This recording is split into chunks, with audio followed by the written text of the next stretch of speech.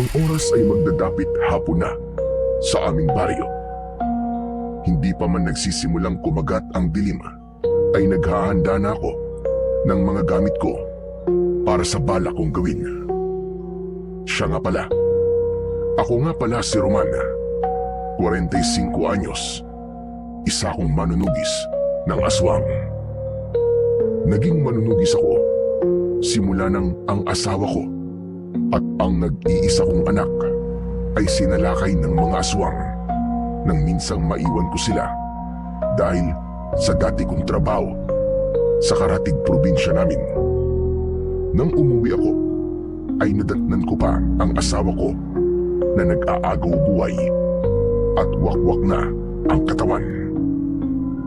Bago ito tuluyang nalagutan ng hininga, ay nakiusap pa sa akin na bigyan ng hustisya ang kanilang pagkamatay ng anak namin.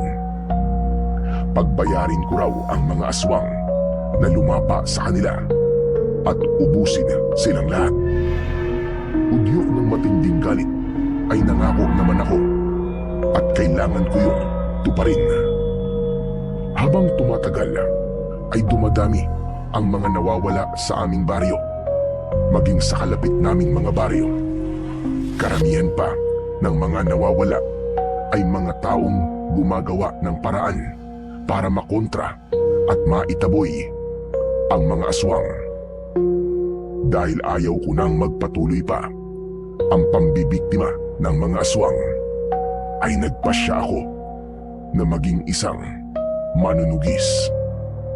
Para hindi ako mapag-initan ng mga aswang, ay palihim ko itong ginagawa.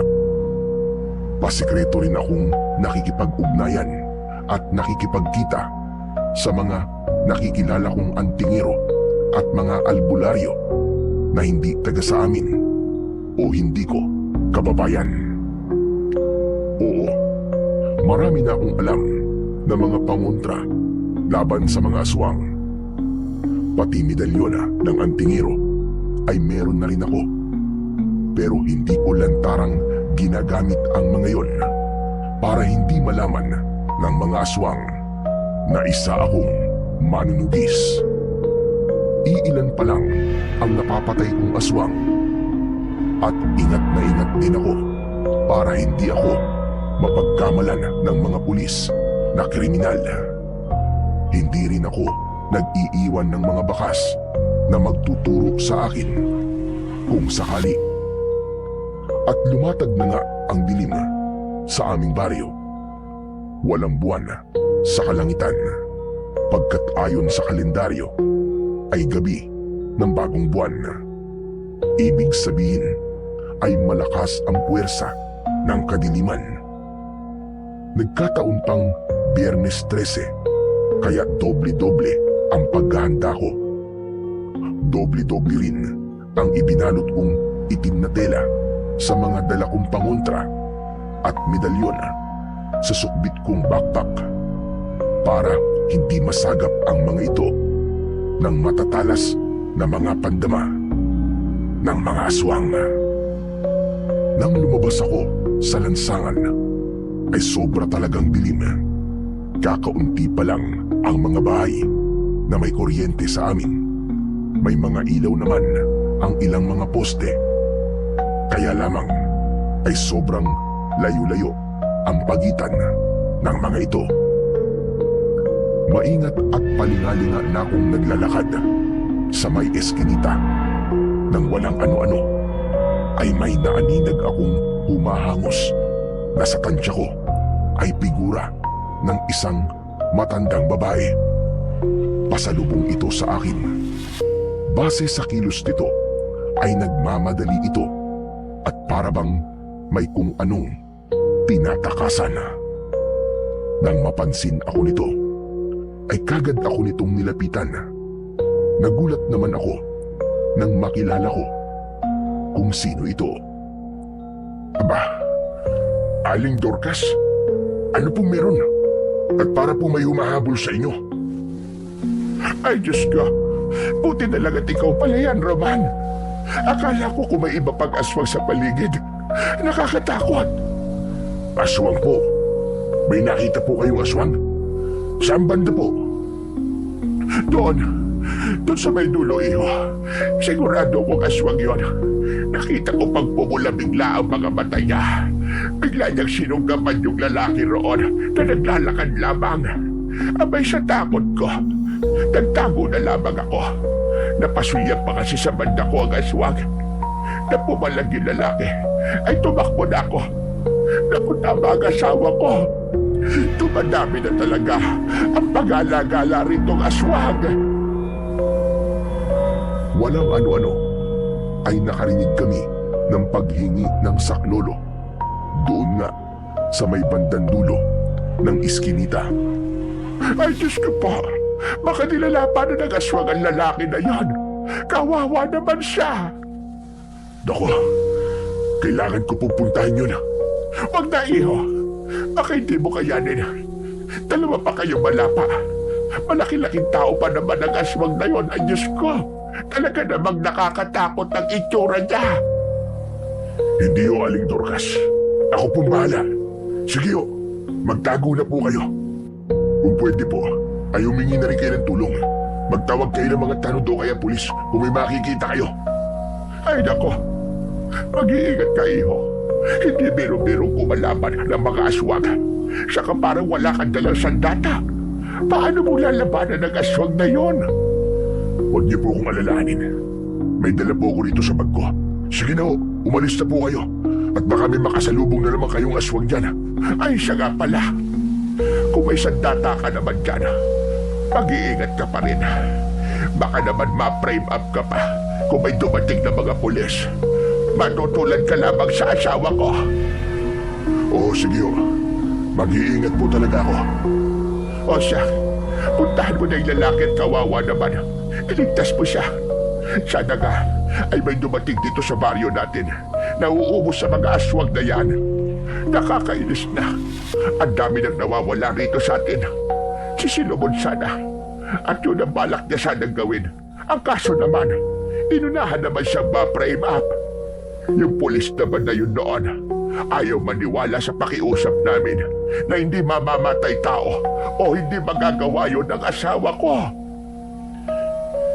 Kahit naglalakad na papalayo si Aling Dorcas, ay naririnig ko pa rin ang pagbubulong niya sa sarili. Asawa niya, ang tinutukoy na si Mang Solomon. Tuluyan na itong nakulong pagkat tulad nga ng nabanggit ni Aling Dorcas, ay hindi pinaniniwala ang inosente ito. May ebidensya raw kasi ng patalim na ginamit at may fingerprints daw ni Mang Solomon. Wala akong alam sa mga nangyaring krimen pagkat nasa trabaho ako noon. Pero naniniwala ako na inosente talaga si Mang Solomon. Isa itong mabuting tao at malayo talagang magawa nito ang krimen na yon. Nawakwakin ang katawan ng isang binatilyo. Kung sino naman ang nag-frame up sa kanya na siyang totoong pumatay sa binatilyo, ay walang nakakalam. Hindi rin ganong inimbestigahan ang kaso dahil nga may ebidensya na raw na nagdidiin kay Mang Solomon. At dahil mahirap nga lang siya, ay agad siyang ikinulong nang wala nang paligoy-ligoy pa.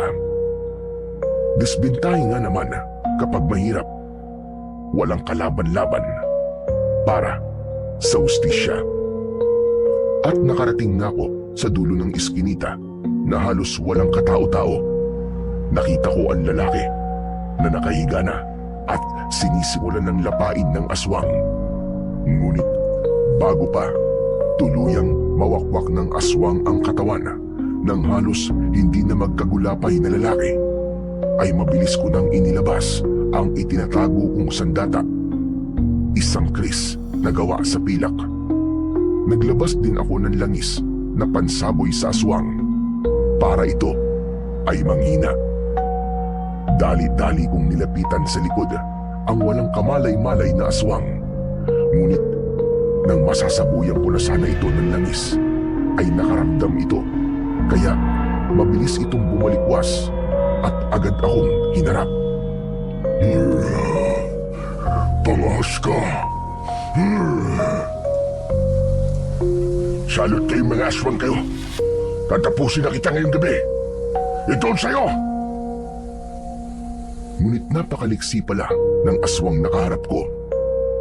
Tinabig nito kagad ang hawak kong botelya ng langis at tumilapon ng malayo. Isa kang marunugis at tigero o albularyo. Pwes, wala akong pakialam kahit ano ka pa. Hindi mo kami kaya. Baka ikaw ang tapusin ko ngayong gabi. Tignan natin. Kung hindi ka mapuruan sa kriskong ito, ito ang magbibigay ng ustisya sa pagkamatay ng mag-ina ko, hayop ka. Ipabaon ko ito ng malalim sa mismong dibdib mo. Ikaw pala ang asawa ng mag-inang nalapa ko. Ayos ito. Kung ganun, makukumpleto na kayo at makakapag-reunion na rin kayo sa impyerno. Anak nang, at ikaw palang lumapa sa mag-ina ko, ha? Hayop kang demonyo ka. Magbabayad ka rin sa akin. Lasapin mo ang pag-iiganti ng mag-ina ko! Dala ng silakbo ng matinding galit ay sinugod ko na ang aswang. Nagpampuno kami at dahil mas malaki ang katawan nito kaysa sa akin ay medyo nahirapan ako. Idagdag pang napakabilis nitong kumilos. Kada ulos ko ng kris ay naiiwasan nito at nahahawiin nito ang kamay ko. Grabe, sobrang tigas ng buto-buto nito. Ano pat, kada salag nito sa kamay ko ay para bang nayayanig ang aking katawan. Ngunit siyempre ay hindi ako nagpatinag. Tinapatan ko ang liksi nitong kumilos. Hindi pwedeng matalo ako. Aba, porsigido ka talagang matalo ko, ah. Tignan natin kung hanggang saan ang lakas mo. Baka hindi mo alam, ang asawa at ang anak ko ang lakas ko. Kaya hindi talaga kita tatantanan, hayop ka. Ako ang uubos ng lahi ninyong salot na mga aswang kayo. Ang pamilya mo ang unang mauubos. Matindi ang nangyaring salpukan namin ng aswang na yun. Dapat pala ay inilabas ko na rin kanina pa ang medalyon ko upang mas mapalakas ako. Ngayon lang ako nakaharap ng isang aswang na may pambihirang lakas at diksi. Tansya ko ay hindi ito pangkaraniwang aswang lang. Tumagal ang paglalaban namin ng aswang na yon. Hanggang sa wakas ay nadaplisan ko ito sa braso. Pigil itong napaatungal dahil doon. Halatang ayaw nitong may makarinig. Matinik ka pala. Pues, heto sa'yo. Napansin kong medyo nanghina ang aswang dahil sa hiwang natamo nito sa braso. Pero nanggigigil pa rin ito na makasulit sa akin. Kitang-kita kong lalong nagtulisan ang mga kuko nito. Sunod-sunod ang ginawa nitong pagdamba sa akin habang patuloy na umiiwas sa mga pag-atake ko. Hanggang sa nagtagumpay itong maikalmot ang matatalas nitong mga kuko sa braso ko. Grabe ang sakit na naramdaman ko. Halos mapunit ang balat ko.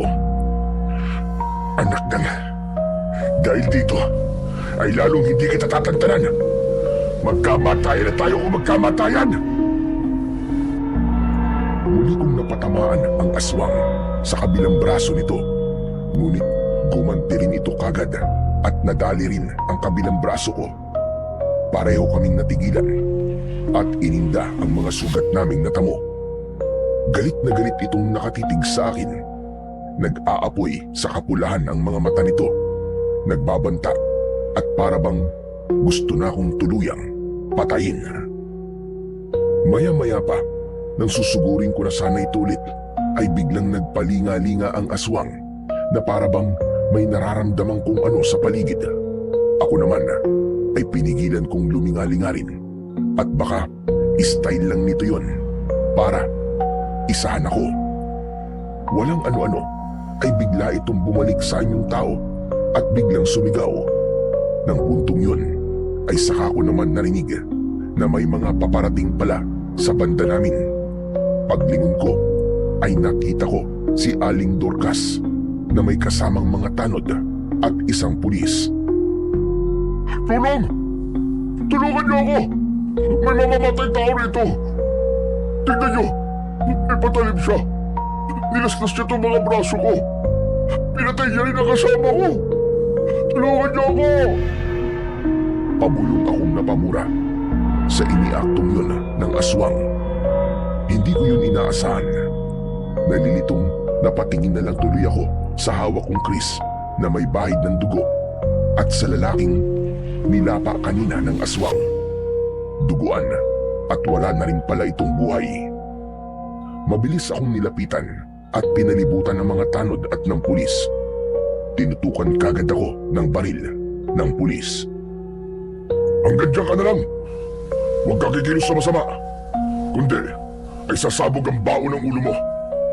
Bitiwan mo yung patalim na hawak mo. Teka, sandali lang po. Wala po akong ginagawang masama. Magpapaliwanag ako. Huwag ka na magsalita pa. Sa presinto ka na magpaliwanag. Bitiwan mo yung patalim mo. Kung ayaw mong pasabugin ko ang bao ng ulo mo. Biglang sumingit si Aling Dorcas.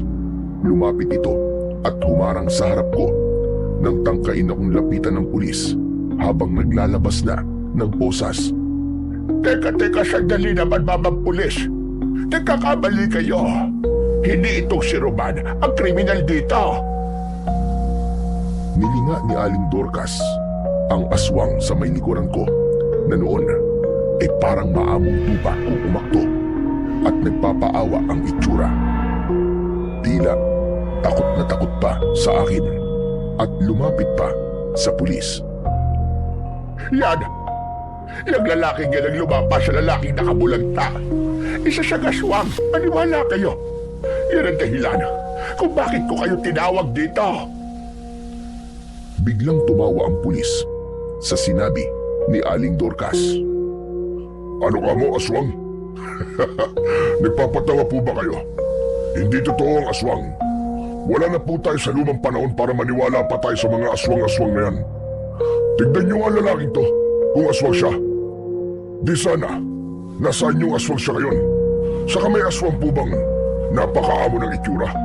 Tignan niyo naman. Hindi ako maaaring magkamali. Ako ang saksi rito, Kap. Bago ko pa nakasalubong itong si Roman, ay ako ang unang nakakita sa lalaking yan na nilalapa ang lalaking nakabulagtang yon. Kitang-kita ng dalawang mga mata ko dahil yung aswang siya kanina. Lumayo kayo sa kanya. Aswang ang lalaking yan, sinasabi ko na sa inyo. Saka hindi niyo ba alam, may mga gumagalang mga aswang dito.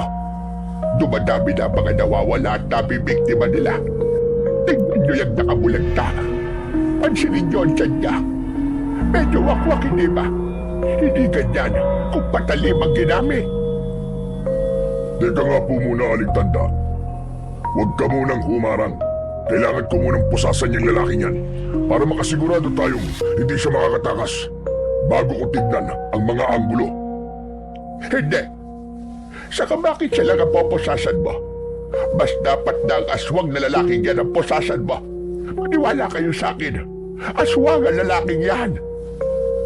Ngunit para namang nabibwisit ang pulis kay Aling Dorcas, walang sabi-sabi nitong marahas na hinawi ang matandang babae. Aray ka! Ang bastos mong pulis ka! Ganyan naman talaga mga alagad ng batas ngayon. Huwag niyong i-frame up itong si Roman. At kilalang-kilala ko siya na isa siyang mabuting tao. Itutulad niyo na naman siya sa asawa ko na na-frame up lang. Nang ganun-ganun na lang. Nang wala naman tamang proseso ng investigasyon. Hindi ako makakapayag na mangyari ulit ang tulad ng sa asawa ko. Bakit? Sino po ba nag-frame up dito? Ha? Wala naman po ah. Saka klaro-klaro po ang ebidensya. Tignan nyo. May hawak siyang patalim na duguan. At itong lalaking ito ay may mga sugat na gawa ng patalim. Sa Saka yung lalaking yun, napatay na. Baka nanlaban. Kaya natuklap ng ganun ang tiyan niya. Basta. Kailangang imbestigahan niyo ito maigi at alamin ang lahat ng anggulo. Ayusin ninyo ang trabaho niyo. At kami mga taong bayan din ang nagpapasweldo sa inyo galing sa buwis na ibinabayan namin. Maging patas naman kayo at makatwiran. Huwag niyong sabihin mas kakampihan niyo pa ang aswang na yan. Aba naman. Huwag kayong mag-alala. Ako na po ang bahala. Pero kailangan ko munang dalhin ito sa presinto para doon na siya magpaliwanag. Ito rin sinasabi niyong aswang. Isasama ko na para wala kayong masabi. Saka pwede po ba? Alisin ninyo sa isip niyo yung paniniwala sa mga aswang-aswang na yan. Sa panahon natin ngayon na makabago na, hindi na po katalinuhan ang magpapaniwala pa riyan. Abay, sakitang-kita ko naman talaga kaninang nasaan yung aswang ang lalaking yan. Hindi pa malabo ang mga mata ko. At binalingan naman ni Aling Dorcas ang mga tanod sa paligid na matapos akong pusasan ng pulis ay nilapitan na ako para eskortan. At kayong mga tanod kayo, ang inyong sabing wala kayong alam tungkol sa mga gumagalang aswang dito sa atin. Kaya bantayan nyo rin yung si Roman sa presinto. Huwag na huwag nyo siyang pamamayaan roon. At tinihiling ko talaga sa Diyos na sana ay ang mga mahal nyo naman sa buhay ang malapa para magtanda kayo, mga animal kayo. Ikaw rin, Mamang Pulis. Saka ka na siguro maniniwala na totoo ang mga aswang kapag naranasan mo may kapamilya kang malalapa ng aswang. Malayo-layo pong mangyari ang sinasabi niyo, Aling Tanda. Hindi tatalab sa akin at sa pamilya ko at sumpa ng aswang ninyo. Baka salip ay bumalandra pa sa inyo. Aba, at talagang sinusubukan mo ko. Baka hindi mo alam. Malakas ako sa Panginoong Diyos. Hayaan mo. At talagang isasama kita sa dasal ko. Tignan na lang natin kung hindi ka mapahiya sa akin.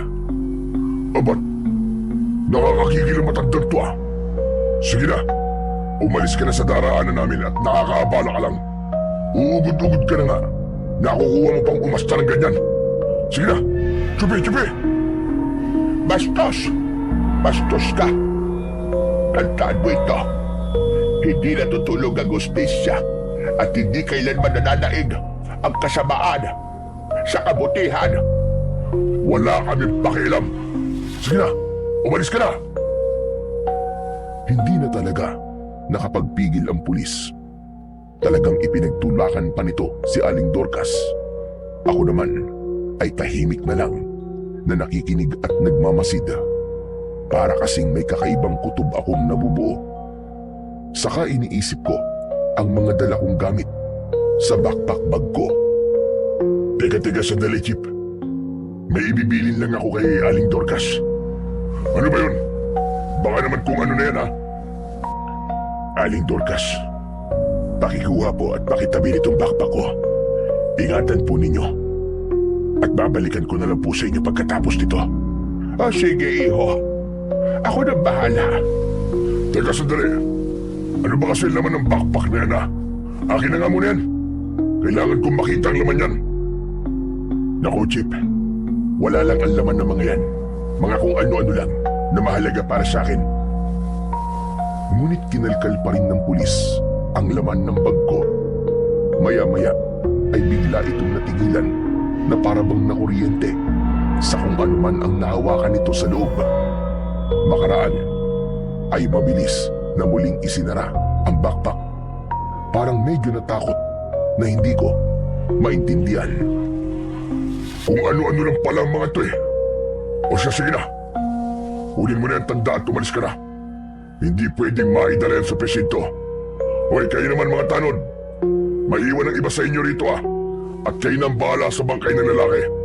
Tatawagan ko na lang ang mga investigador at mag-aakot sa bangkay. Kasama ang iba pang tanod. Saka ang aswang na nakalaban ko ay nagtungo na kami sa presinto. Ako at ang pulis, kasama ang 2 tanod, ay sumakay sa owner type jeep ng pulis. Samantala, ang 3 pang tanod ay sumakay naman sa isa pang sasakyan, kasama ang nakalaban kong aswang kanina at nakaposas na rin. Nang nasa presinto na kami, ay iniharap ako ng pulis sa pulis na nakatoka para sa pagdodokumento ng mga bagong kaso. Sandaling may kinausap ang pulis at binalikan din ako agad matapos makuha ang ilang impormasyon at pahayag ko.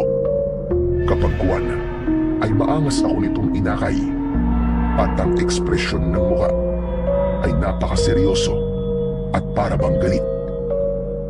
Teka, Jeep. Saan niyo ko dadalhin? Saka, nasa na mga kasama ko kanina? Hep. Wag mong mababanggit dito yan. Saka, wag mo nang hanapin ang lalaking yun. Dahil pinalaya na namin. Saka malinaw naman na ikaw talaga ang suspect sa pagpatay dun sa lalaki. Hindi na kailangang imbestigahan pa. Sa narinig kong yun, ay naghimagsik ang kalooban ko. Napahinto ako at tinangkang pumalag. Ngunit dahil mas malaki ang katawan nito at parang may kakaibang lakas, ay hindi ako nagtagumpay. Puwersahan itong pininipit ang mga braso ko. Huwag ka nang pumalag. Kung ayaw mo lalo mapasama sa kulungan dito. Sumunod ka na lang. Pasalamat ka at makukulong ka lang. Dahil kung malaya ka pa rin hanggang ngayon, ewan ko na lang kung ano pa ang pwedeng mangyari sa'yo kapag niresbakan ka ng mga kasamaan ng lalaking nakalaban mo. Pero, hindi nyo dapat pinalaya lalaking yun, Jeep. Mangnalapa ulit yun. Delikado ang mga tao sa kanila. At bigla na lamang akong malakas na sinikmuraan ng pulis. Ano pat, napaigik ako ng malakas. Sinabi ko lang hindi totoong may aswang eh. Baka namalikmata ka lang. Gumagamit ka siguro ng droga, no? Kaya malakas ang tama mo. Sige, ulitin mo pang ipilit at minuminuto ka mabubugbog sa akin. Sinasabi ko sa'yo, manahimik ka na lang. Palihim kong sinamaan ng tingin ang pulis at hindi na kumibo pa.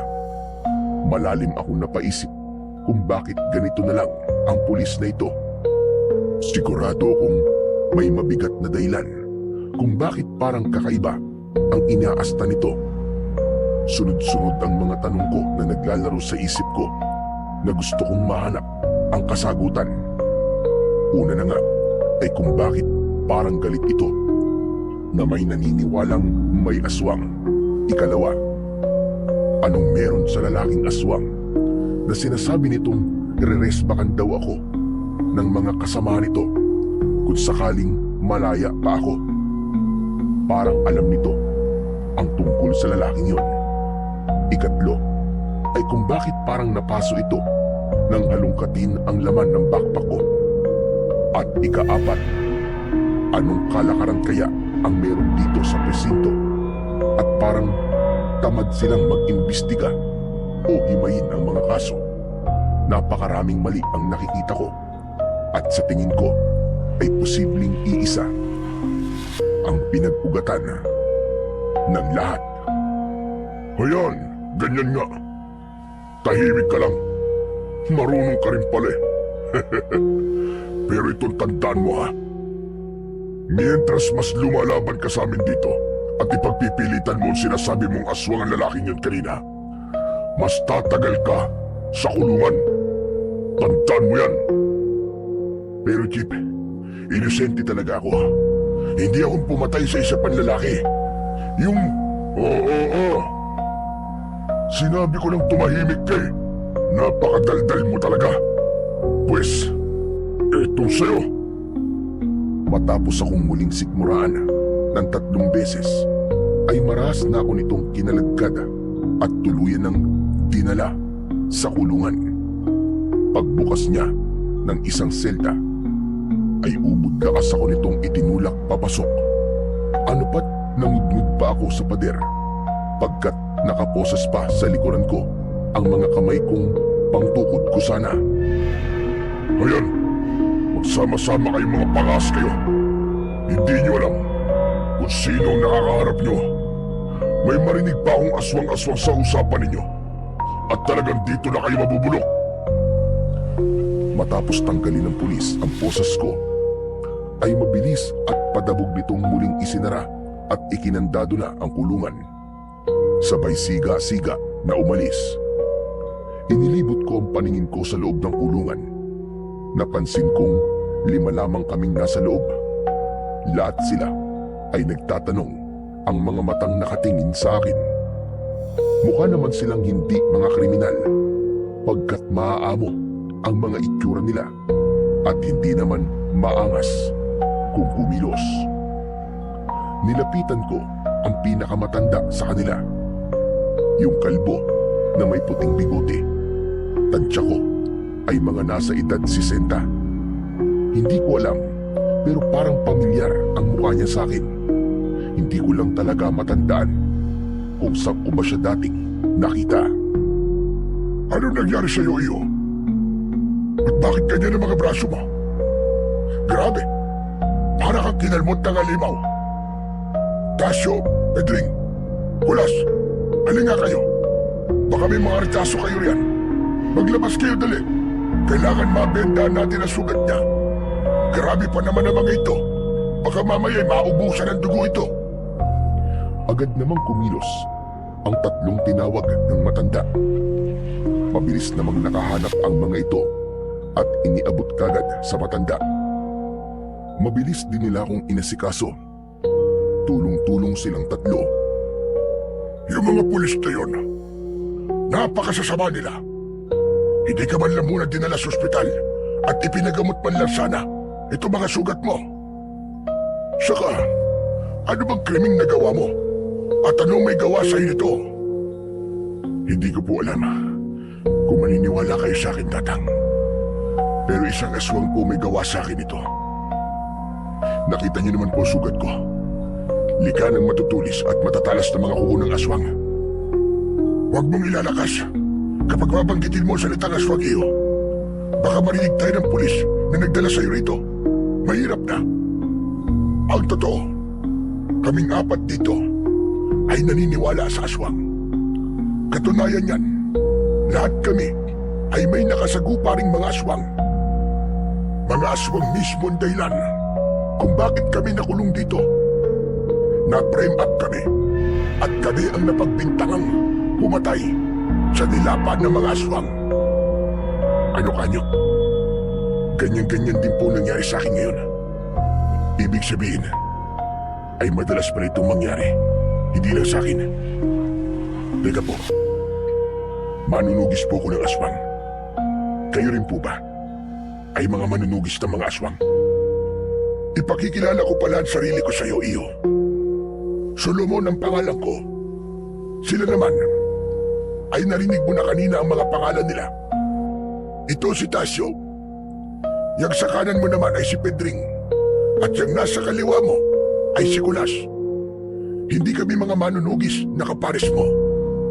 Pero parang gano'n na rin. Target namin pumatay ng mga aswang na gumagala sa mga baryo namin. Ganun ho pala. Ako naman ho si Roman. At teka ho, Mang Solomon. Taga saan bayan ho ba kayo? Taga Aliaga ako, iyo. At balita ko ay dumadalas na raw ang paggalat pagsalakay ng mga aswang sa bayan namin. Lalo na sa baryo namin na medyo liblib pa. Dumadami na rin daw ang nawawala. Eh ikaw ba, iyo? Taga saan ka naman dito sa Nueva Ecija? Teka ho, Mang Solomon. Hindi po ako nagkakamali. Asawa po kayo ni Aling Dorcas. Taga-Aliaga rin po ako. Aba, kilala mo pala ang asawa ko. Kababaryo pala kita, iyo. Tama ho kayo. Kaya po pala pamilyar kayo sa akin eh. Kayo ho pala ang asawa ni Aling Dorcas. Katunayan, nakasalubong ko po ang asawa niyo bago ko nakalaban ng aswang. Sa kanya ko po iniwan ang backpack ko na naglalaman ng mga pangontra ko po at mga sandatang panlaban sa mga aswang. Aba, sabi ko na nga ba, Pamilyar ka rin sa akin eh. Hindi ko lang ika ako matandaan kung saan kita nakita. Yung pala, ay kababaryo mismo kita. Nako, ang asawa ko si Dorcas. Lagi talaga akong nag-aalala para sa kanya. Mag-isa na lang kasi siya at walang kasama sa bahay namin. Ang nag-iisang anak kasi namin ay sa Mindanao na nakapag-asawa at doon na nanirahan na. Pero mabuti na rin dahil nasa kanya pala ang bagbong eka mo nga. Kahit paano ay may proteksyon siya kung sakaling matsyempuan siya ng aswang.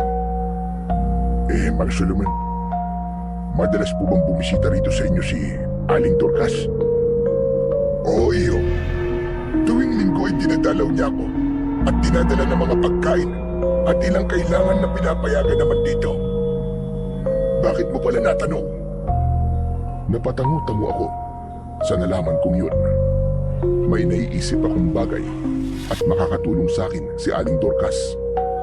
Kailangan kahit nasa bilangguan pa ako ay maisakatuparan ko pa rin ang pagiging manunugis ko. Maghihiganti ako sa aswang na nakalaban ko at nalaman kong siya palang lumapa sa mag-ina ko. Hindi pwedeng mamayagpag sila at walang tutugis sa kanila. May balak po kasi akong isagawa, Mang Solomon. Marami po akong gustong alamin, lalo na po tungkol sa mayabang na pulis na nagatid sa akin dito. Palagay ko po ay may alam siya tungkol sa aswang na nakalaban ko. May kutob po ako sa pulis na yun. Ano-ano naman ang mga gusto mong alamin? Kami pala rito, baka may maitulong din kami. Kung alam mo lang, gustong-gusto rin namin pagigantihan ang aswang na nag-frame up sa amin at pati na rin ang mga korap na pulis dito. Hindi makatarungan ang ginawa nila sa atin. Habang nagsasalita si Mang Solomon, ay may napansin ako sa kanyang kaliwang braso. Isang makintab na pilat na parang sinadyang itinatak. Hindi ko matiyak kung ano ang tatak na yon. Kaya natuon dito ang interes ko. Pati sa mga braso ng tatlo pang kasama ni Mang Solomon ay napatingin ako. Nakakapagtaka dahil pare-pareho silang may mga pilat na tatak. Teka po, Mang Solomon, ano po yung nakatatak sa mga braso ninyo? Pare-pareho po kayo ng tatak. Member po ba kayo ng gang? Ano ka mo? Gang? Hindi kami isang gang, iyo. Ang totoo niyan ay hindi rin namin alam kung paano kami nagkaroon nito. Wala kaming ganito dati. Basta isang araw na lang ay napagtanto naming pare-parehas na pala kaming may ganitong tatak na pilat. Hanggang ngayon nga ay wala kaming ideya kung saan namin ito nakuha. Kami lang naman ang may ganitong tatak. Nung mahalo kami sa ibang mga preso mula sa ibang kulungan dito, ay wala naman silang mga tatak. Hindi rin namin maintindihan kung para saan ang tatak namin na ito. Ang suspetsa ka namin ay sinadya ito para ibukod kami sa ibang mga preso. Tatak po kaya ng kriminal? Hindi. Kung tatak kriminal ito, bakit kami lang naapat ang meron ito? Di sana ay lahat ng nakakulong dito ay meron din ito. Napaisip ako roon. Bakit nga ba silang apat lang ang may ganung tatak at sama-sama pa sila sa iisang kulungan? Nadagdagan na naman ang mga tanong na kailangan kong hanapan ng sagot. Hayaan po ninyo at aalamin natin kung anong ibig sabihin ng mga tatak ninyan. Palagay ko rin ay may kinalaman dito ang pulis na bumugbog sa akin. May malaman lang talaga kung hindi maganda, ay malalagot talaga siya sa akin. May malaman lang talaga kung hindi maganda, ay malalagot siya sa akin. Hindi ako natatakot sa kanya, kahit pulis pa siya. Paano kung matatakan ka rin pala? Hindi imposible yun, dahil dito ka sa grupo namin isinama. Hindi po mangyayari yun. Hindi po ako makakapayag na matatakan din nila ako. Tignan natin iyo. Pero hayaan mo, Mag-oobserba rin kami sa mga nangyayari dito. Dahil dyan sa mga kutob mo, tutulungan ka naming hanapan ng mga sagot ang mga tanong mo. At kung maghihiganti ka, kamo nga, sa mga aswang, ay suportado ka namin. Magtutulong-tulong tayo para sa ikapupuksa nilang lahat. Nang gabi ring yun, ay marami kaming pinag-usapan ni Mang Solomon at ng tatlo pa naming kasama sa kulungang yun. Napagkwentuhan namin kung paano na-frame up ang isa't isa habang nakikipaglaban sa isang aswang. Nalaman kong pare-pareho kami na yung mayabang na pulis pala ang tumakip sa aming lima. Lahat ng mga detalye ay inisa-isa namin hanggang sa bumuo na rin kami ng mga plano kung paano lihim na mamanmanan ang mga kilos ng mayabang na pulis, pati na rin ang iba pang mapapansin naming may kakaiba. Pati ang lingguang pagdalaw ni Aling Dorcas ay isinaalang-alang din namin. Siya ang mahalagang magiging kasangkapan namin para maipagpatuloy ko pa rin ang pagiging manunugis ko at para maprotektahan pa rin ang mga kababaryo namin. Nang gabi ring yun, bago kami natulog, ay may ibinilin ako sa mga kasama kong preso. Ang Solomon, Mang Pedring, Wetasyo at Kulas. Ngayong gabi ay hindi dapat tayo sabay-sabay na matutulog. Dapat ay may isang magpapantay. Salitan tayo. Ang isa ay kailangan magtulog-tulugan lang, pero magbabantay at nagmamasid pala.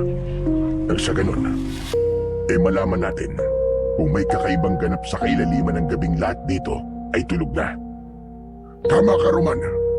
Sana pala ay noon pa namin naisip yan para nalaman namin kung paano kami nagkaroon ng tatak sa braso.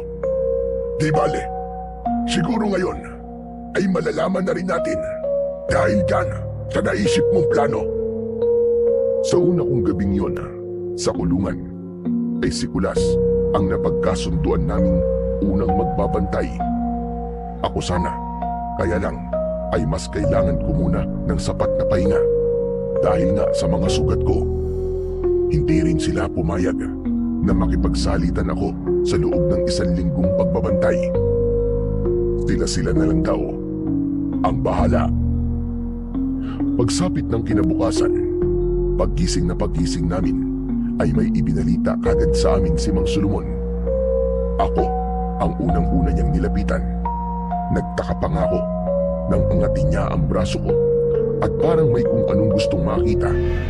Lahat kami ay nagulat nang mapansin namin may tatak na rin pala ako sa braso na tulad ng sa kanila. Hugis at sulok na para bang may mga sungay. Paano nangyaring may tatak na rin ako sa braso? Anong nangyari sa pagbabantay nyo? Sino may gawa nito sa akin? Kayo, Mang Solomon, bakit parang alam ninyong may tatak na ako? Alam ko na kung sino nagtatatak sa atin, iyo. Si Jerry. Nakita ko siya kagabi. Jerry? Aba, sino ang Jerry? Yung mayabang na pulis, yun ang pangalan niya. Nang ako na ang bantay natin, ay napansin kong tahimik at maingat siyang pumasok dito sa kulungan natin. Ngunit bago kanya ilabas dito sa kulungan, ay meron siyang parang ininjek sa'yo, dyan sa braso mo. Hindi ko alam kung para sa inyon. Sisitahin ko nga sana siya, pero bunot-bunot niya ang baril niya sa isa niyang kamay. Sa takot kung baka bigla niya akong barilin, ay pinagpatuloy ko na lang ang pagtulog-tulugan ko. Inilabas ka niya rito sa kulungan.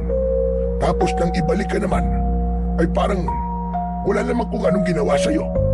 Pero naisip kong, yun nga, baka kako tinatakan ka na rin niya. At para makasiguro ko, ay tiningnan ko kagad ang braso mo. Ngayon lang. Ang mayabang na pulis na yun. Sabi ko na nga ba, at may kung ano talaga sa pulis na yun. Pero ano nga ho kaya ang ibig sabihin ng tatak na ito? Para saan kaya ito? Yan ang aalamin pa natin. Basta ngayon ay alam na natin kung sino ang nagtatatak sa atin. Pasasaan pa't malalaman din natin ang sikreto ng Jerry na yon. Kailangan maging mas mabusisi pa tayo sa pagbabantay tuwing gabi at sa pagmamasid sa paligid ngayong araw. Tama ho kayo, Mang Solomon. Linggo na po pala ngayon. Tamang-tama. Mamaya pong pagdating dito ni Aling Dorcas ay may ipapakuha po ko sa kanya para madala niya po rito sa susunod niyang pagdalaw. Noon din ay ibinulong ko kay Mang Solomon ang mga ipapadala ko sa susunod kay Aling Dorcas. Importanteng masabi ko na kagad at baka magkaroon pa ng abala ay makalimutan ko pa. Isa pa ay kailangang maunahan ang pulis na si Jerry bago pa ito makatulog sa kung anumang binabalak namin. Bandang matapos na lahat kaming mga preso na makapag-umagaan ay dumating na nga si Aling Dorcas.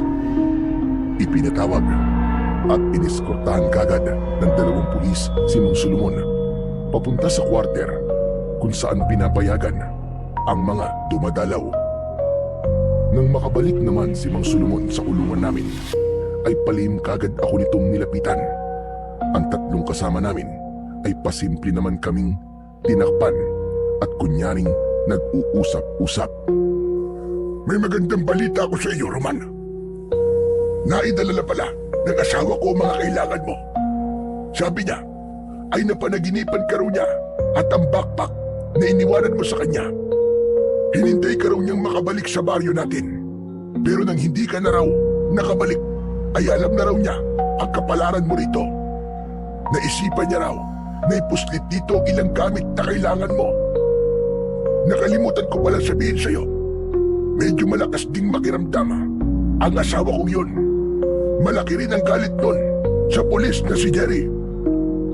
Ganun po ba? E nasan ang mga gamit ko? Narito raw sa mga dinala niya. Tayo na raw ang bahalang hanapin. Itinago raw niyang maigi yun. Basta nandito raw lahat. Yung palang maliit mong Chris ay pasimple rin niyang inabot sa akin kanina na walang nakakapansin sa mga bantay. Eto, ang ganda, Roman. Gawa pala sa pilak. Nako, kinatatakutan ng mga aswang ang ganito. Kapag nasugatan sila ng ganito, ay siguradong manghihina sila. Lalo na kung itatarak sa kanilang puso, tiyak kagad ang kapatayan nila. Kaya lang, ay kailangan natin itong itagong maigi at maigpit na ipinagbabawal rito ang kahit na anong magagamit na sandata. Pag-isipan na kagad natin kung saan at paano natin ito itatago. Ang ilan pang mga gamit ko na naipuslit ni Aling Dorcas, maliban sa kris na pilak at ilang botelya ng pangontrang langis, maliliit na librong may nakasulat na mga orasyon na tinatawag ding librito at mga munting medalyon. Teka nga pala, Roman, bakit nga pala kailangan mo rito sa kulungan ng mga yan? Wala naman sigurong aswang na preso rito. Kanino mo gagamitin ang mga yan? Ay, Juanjo, may kakaibang kutob po kasi ako sa pulis na si Jerry. Gusto ko pong malaman kung tama ba ang kutob ko tungkol sa mayabang na yon. Nun po kasing kumpiskain at halungkatin niya ang loob ng bag ko. Aba, para po siyang may kinatakutan. Para po siyang napasok. Hindi kaya... Naku, Diyos ko po. Baka aswang ang Jerry yun. Tama, posible nga yun. Pambihira. Ngayon ko lang napagtanto na tayong lahat, nung ma-frame up tayo, ay sangkot ang isang aswang na nakalaban natin. Tapos ay palaging si Jerry ang pulis na nakakahuli sa atin. Kasabwat siya ng mga aswang dahil aswang din pala siyang hayop siya. Tama ho kayo, Mang Solomon. Kaya nga ngayon nasa akin na ang mga to, ay gagamitin natin ang mga to sa kanya para makasiguro tayo. At kung sakaling tama ang kutob ko, kailangan na ay makapaghanda na tayo ng plano kung paano natin siya mapapatay at kung paano tayo makakalaya sa kulungang ito. Ngunit, paano pala kung hindi lang siya ang aswang na pulis dito? Oo nga pala. Malalaman natin sa pamamagitan niya mga gamit mo. Pero sandali, hindi mo mararamdaman na mga yan ng mga aswang na pulis. Alam mo na, matatala sa mga pandama ng mga aswang. Wala po ba kayo napansin kanina? Sa mga bantay na pulis kanina nag-uusap kayo ni Aling Dorcas. Kung wala kayong kakaibang napansin sa mga bantay, ibig sabihin ay hindi sila mga aswang. Si Jerry ho ba nakita nyo? Parang wala po siya sa paligid ha. Kapag ganitong umaga talaga, ay wala ang dokwang pulis na yun. Pagkakaalala ko, ay night shift siya. Ewan ko ba, at may ganun pa palang kalakaran dito sa kapulisan. Sa nalaman kong yun, ay lalong lumakas ang kutob kong aswang nga ang pulis na yun. Tinangutanguan ko na lang si Mang Solomon. Palagay ko, ay kailangan na natin bumuo ngayon mismo ng plano. Kailangan mahuli natin kung ano talaga ang meron sa pulis na yun. Una, papahiran natin ng pangontrang langis ang mga baras ng kulungan. Mataan natin kapag may pulis na napahawak sa mga baras at may kakaibang reaksyon. Aswang po sila kapag medyo napaso sila. Kapag hindi naman, ay negatibo pong aswang sila. Yung si Jerry po, ang pinaka-dapat natin bantayan kapag dumating na siya. Ikalawa, ay takpan ninyo kumamaya at magsasagawa po ako ng orasyon at ritual. Ikatlo, isasama ko na rin sa orasyon ang pagpapagana nitong medalyong ko. Ito ang magbubulong sa akin kapag may aswang sa paligid. At ganun na nga ang ginawa namin. Bandang bago magtanghalian ay 2 bantay na pulis ang nakahipo ng baras na pinahiran namin ng langis at nag-react na para bang napasok. Matalim pang napatitig ang mga ito sa amin at nagbulungan.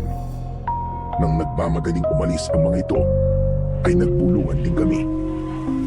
Positibo, aswang ang 2 pulis na yun. Naramdaman ko rin kanina na medyo bumigat ang medalyon ko. Ibig sabihin, ay may aswang nga na pulis dito. Aba, pero paano silang naging mga pulis na hindi sila nabubuko? Hindi ba dapat ay takot sila sa bala ng baril dahil gawa sa tanso ba ngayon? Yun nga po ang hindi natin alam kung paano nangyari. Pero baka ibang klaseng aswang sila.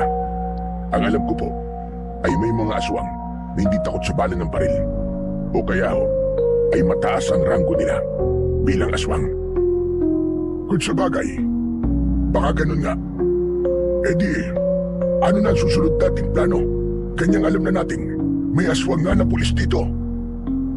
Sandali akong natigilan at nag-isip habang inililibot ko ang paningin sa kabuuan ng kulungan. Pati na sa ibang bantay na pulis. Makaraan ay inilabas ko ang librito ng mga orasyon. Ganito po, takpan niyo ulit ako. Kailangan mapagana ko na po ang lahat ng kapangyarihan taglay nitong medalyong ko. Sigurado po kung alam na nilang may mga pangontra tayo at baka maunahan pa nila tayo sa pagpaplano laban sa atin. Kailangan na po nating maganda. Tama! Otasyo, Pedring, Kulas, narinig niyo yun? Takpan natin si Romana. Tapos ay ihanda na rin natin ang ating mga sarili sa pwedeng mangyari. Maging alerto kayo. Teka po pala muna. Maglabas din kayo ng mga supot nyo o kahit na anong maliit na bagay na pwedeng paglalagyan. Babahagian ko po kayo ng pangontrang langis ko. Nagkanya-kanya nga sila ng hanap. Makaraan ay binigyan ko sila ng pangontrang langis. Tinakpan na rin nila ako pagkatapos para isagawa ko na ang orasyon na nakasulat sa librito. Teka pala, Roman. Mahaba pa yung mga orasyon mo. Matatagalan ba? Kung matatagalan, ay baka pwedeng mamaya mo nalang isagawa. Malapit na tayong palabasin at papuntahin sa feeding area para sa tanghalian natin. Sandali lang mo ito. Papaspasan ko na lang po ang pagsambit. Kabisado ko na rin naman ang ibang dasal. Hindi po pwedeng ipagpaliban pa natin. Baka maunahan tayo ng mga aswang na pulis na yon. Sige, bilisan mo kung ganun iyo. Tasyo, Pedring, Kulas. Normal lang ang kilos natin ha. Huwag kayo magpapalatang may tinatakpan tayo. Hindi nila tayo dapat mabuking. Ikaw, Kulas, baka pwede mong kausapin o makipagkwentuhan ka sa 2 bantay. Libangin mo sila. Total wala naman sa paligid yung 2 napaso kanina. Bago nga kami papuntahin sa feeding area, ay matagumpay ko rin naisagawa ang mga kailangang orasyon para sa aking medalyon. Matapos ngayon, ay naramdaman ko kagad ang kakaibang pag-init ng medalyon sa dibdib ko. Ibig sabihin nun ay gumagana na ang mga kapangyarihang taglay nito. Loroman, nakumpleto mo na ba ang orasyon? Wala ka bang nakalimutan? Ayos na ho. Nararamdaman ko na po ang paggana nitong medalyon ko. Kakaiba po ang init niya. Ito po ang puprotekta sa atin at tutulong sa atin na matalo ang mga aswang sa paligid. Mabuti naman kung ganon. Pero kailangan pa rin nating maging alerto, lalo na kapag nasa paligid na yung dalawang napasok kanina. Yung si Jerry, baka maya-maya nariyan na rin yan. Nang papatapos na kami sa pagkain sa feeding area, ay bigla akong nakaramdam ng parang pagpintig ng medalyon ko. Kasabay nito ay parang may ibinubulong ito sa akin. Ayon dito ay may mali raw sa pagkain naming 5. Pipigilan ko sana sa pagkain ang mga kasama ko, pero parang huli na dahil halos tapos na kami. Pasimple kong kinapa ang medalyon at tinanong ito sa isip ko kung ano ang mali. Anak ng puta, patay. Bakit? Ano ba sinasabi mo, Roman? Anong patay? Anong ibig mo sabihin? May mali po sa pagkain kinain natin. May inihalo po sila sa pagkain nating 5. Ha? Anong inihalo nila? Biglang nanlaki ang mga mata ni Mang Solomon nang may mapagtanto na pagaya tuloy ang 3 na kasama namin. Huwag mong sabihin, hinaluan nila ng... Teka, kailangan natin pupunta sa CR at pilitin nating isuka ang mga kinain natin. Huwag na ho, Mang Solomon. Ganito, mabuti pa po ay tumayo na tayo at madali kayo. Pumunta na kagad tayo sa kulungan natin. Kunin natin ang mga pangontra nating langis. Isuksok at itago nyo sa mga singit nyo. Ako naman ay itatago ko po ang kris ko. Dali na. Sumunod na po kayo kagad sa akin. Nang makarating kami sa kulungan, ay ginawa kagad namin ang mga kailangang gawin. Sinikap pa ng 4 na piliting isuka ang kanilang mga kinain. Pero makaraan lang ang ilang sandali, ay isa-isa na silang nakaramdam ng pagkahilo at unti-unting natumba. Ako naman ay nagtataka kung bakit wala naman akong kakaibang nararamdaman sa sarili ko. Bakit sila lang? Binulungan ako ng medalyon ko. Sabi nito ay pampatulog daw pala ang inihalo sa pagkain namin. Ngunit hindi ito tumalab sa akin dahil nga sa paggana ng medalyon ko. Inutusan din ako nitong magkunwaring nahihilo na rin at unti-unting mawalan ng malay. Agad ko naman yung ginawa nang sa sulok ng mga mata ko ay napansin kong nakamasid na pala sa kulungan namin ang 2 aswang na mga pulis. Medyo nakangisi pa ang mga ito. Halatang may binabalak talaga sa amin. Nang nakahiga na ako sa sahig, makalipas lang ang ilang minuto, ay naramdaman kong pinasok na kami ng 2 pulis na yun. Nang silipin ko sila sa pamamagitan ng bagyang pagbuka ng mga mata ko, ay napansin kong kasama na rin pala nila yung pulis na si Jerry. Narinig ko bang may sinasabi ito sa 2. Dalhin niyo na kagad ang mga ito sa baluarte natin. Si Tinoy na ang bahala sa kanila. Alam niya ang mga itinakda ko sa mga ito. Alam niyo na rin kung anong sasabihin kay Chip kung sakaling sitahin kayo. Sige na, bilisan niyo kumilos at baka pumalya pa ang pampatulog na inihalo natin sa pagkain nila. Mahirap na kung maunahan nila tayo. Mukhang malakas pa naman ang pangontrang langis na nakapasok dito.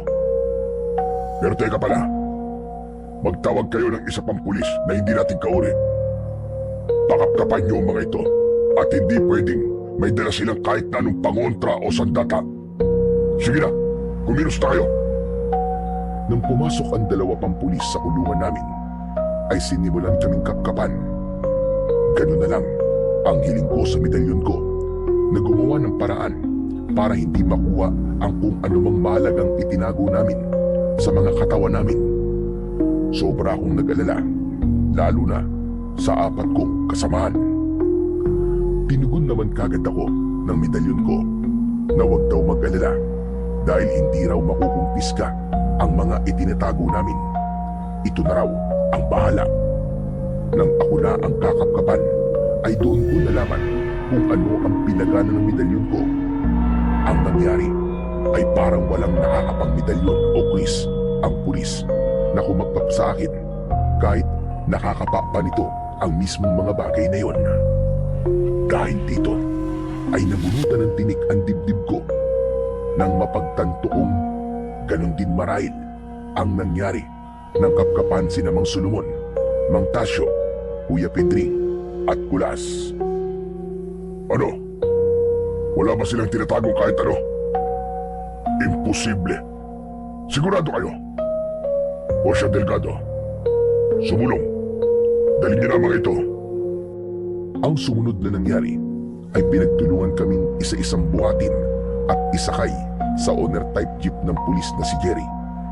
Nang maisakay na kaming lahat, ay pinaandar na ang jeep.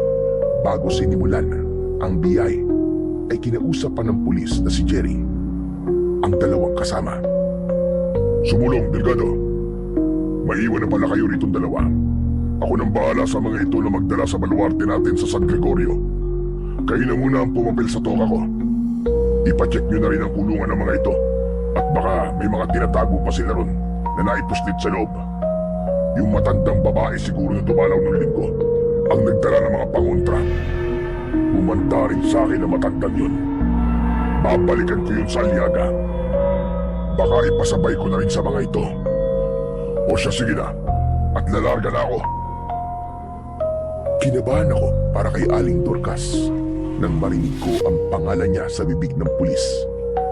Hindi ako makakapayag na may mangyaring masama sa asawa ni Mang Solomon. Kaya naman, habang nasa biyahe kami, ay inisip ko ang lahat ng posibleng paraan kung paano ko mapipigilang mangyari ang mga ikinakabahala ko at kung paano maiisahan ang pulis na si Jerry at buo nilang hukbo na mga aswang. Siyempre, lahat ng paraan ay sa tulong na rin ng mga ibinubulong sa akin ng medalyon ko. Hindi naman ganun kalayo ang San Gregorio sa Aliaga, pero nang makarating kami roon ay malapit ng magdapit hapon. Nang pasimple kong igala ang paningin sa paligid, ay napansin kong sa bandang liblib kami naroroon. Maraming mga puno at kakaunti lang ang mga kabayang natatanaw ko sa paligid. Maya-maya pa ay huminto ang jeep sa parting walang kabahay-bahay sa paligid. Nakita kong umibis ang pulis. Ay, naku naman sakit na ng pantog ko. Makaihinga muna. Teka pala, matignan nga at baka pagising na mga ito. Mga kawawa naman. Ay nako, kung sana ay kung hindi ako nayanggaw. Bahala na nga. Pero sana ay ito na ang tamang pagkakataon para... Ay nako, makaihi na nga. Pagtalikod nito, kagad kong naramdaman ang pag-init ng suot kong medalyon. Pagkakapa ko nito, ay narinig ko kagad sa isip ang bulong nito. May kakaiba raw itong nararamdaman sa pagkatao ng pulis na si Jerry. Nang tanungin ko kung ano, ay hindi pa naman daw nito nasisigurado kung ano. Dagdag pa rito, ay nararamdaman din daw nito ang paparating na mabigat na maraming itim na enerhiya. Ibig sabihin daw ay nanganganib kami sa lugar na yon na baluarte na nga ng mga aswang. Nang may itatanong pa sana ako sa medalyon ko, ay bigla akong natigilan ng paglingon ko. Ay nasa likuran ko na pala ang pulis na si Jerry. Galit itong nakatitig sa akin na ang mga mata ay nagsisimula ng mamula. Aha! At nagkamalay ka na palang buwang ka. Ano yung kapakapa mo riyan ha? At ano ang ibinubulong mo? Ilabas mo yan sa akin. At ako na ang bahala dyan. Huwag kang magkakamali. Kundi, malalagot ka sa akin. Mabilis na inugot nito ang dalang baril at itinutok agad sa sentido ko. Kapag daka, ay mabilis din itong tinangkang agawin ang medalyong hinuhubad ko pa lang. Pero sa ginawa nito, ay bigla itong natigilan nang mahawakan ang medalyon. Napadilat ang mga mata nito at parang saglit na nanigas ang buong katawan. Ako naman, para makasiguro, ay pasimple kong hinugot ang kris na iniipit ko sa tagiliran ko. Kung sakali, ay uunahan ko ito. Aambahan ko na rin sana ang pulis sa tapat ng puso nito. Pero ako naman ang biglang natigilan. Sa sumunod, na iniasta nito. Ang Tatay Arsenio ko. Sa Tatay Arsenio ko medalyong ito. Paano napunta to sa'yo? Tatay mo, si Lolo Arsenio. Pero paano? Bakit kayo nayanggaw? At nasa si Lolo Arsenio? Marahas na binitiwan ng pulis ang medalyon ko. At noon din ay unti-unting nag-anyong aswang. Hindi ko akalaing napakasama pala ng itsura nito sa anyong aswang. Pinagilahan talaga ako ng takot. Para bang gusto nitong magwala ng sandaling yon. Bakit hindi may pinagtanggol ang tatay ko? Anong klase kang tagapagdala ng kanyang medalyon? Wala akong alam sa nangyari kay Lolo Arsenio. Simula na maibigay niya sa akin itong medalyon. Basta sabi niya sa akin, ay may hahanapin raw siyang mahalaga sa kanya. Baka ikaw ang tinutukoy niya. Ang tatay ko. Sana ay hindi niya na ako tinangkang hanapin pa. Hindi na sana siya napahamak. Umanta sa akin ang mga aswang na pumaslang sa tatay ko. Ngayon na ang panahon para ipaghiganti ko ang tatay ko. Pero, paano may paghihiganti si Lolo Arsenio sa kapwa mo mga aswang? Sa tulog mo, nasa iyo ang medalyon ng tatay ko. Kailangan magtulungan tayo. Pero, paano ko nakakasigurong kakampi kita? At bakit niyo pa kami dinala rito? Ang totoo ay matagal ko nang ayaw maging isang aswang. Palagi kong naaalala ang sinapit ni tatay sa kamay ng mga aswang na lumapa sa kanya. Noon ko pa siya gustong ipaghiganti. Naghahanap lang ako ng tamang panahon. Matagal ko na rin gustong pigilan ang patuloy nilang pagbibiktima. Ngayong nandito ka na at nasa iyo pa ang medalyon ni tatay, ay naisip kong ngayon na ang tamang panahon para maghiganti. Ako rin, ipaghihiganti ko sinapit ng mag-ina ko sa kamay ng aswang na nag-frame up sa akin. Kilala mo siya, hindi ba? Saan lumapa sa mag-ina ko? Inamin mismo niya sa akin. Si Tinoy, siya ang aswang na madalas din akong gamitin sa pag-frame up ng mga makakahuli sana sa kanya.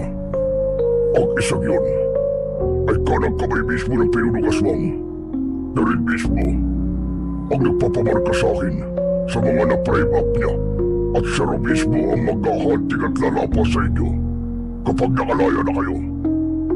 Galit na galit din ako sa isang yun dahil palagi akong binablockmail na uubusin daw nito ang mga kaanak ko kung hindi ko siya susundin. Nagigigil ako. Pagtulungan natin ang jablong aswang na yun, kailangan maunahan natin siya bago pa niya malaman ang plano ko. Anong gagawin natin? Saka narito na tayo mismo sa baluarte niyong mga aswang. Oo nga pala. Delikado na kayo rito. Kailangan makaisip kagad tayo ng mga paraan dahil sigurado kong nararamdaman na ni Tinoy na narito na kayo. Kailangan natin ng pain. Ako naman ay magpapanggap pa rin na kaiyado ko sila. Ikaw, mag-isip ka ng paraan.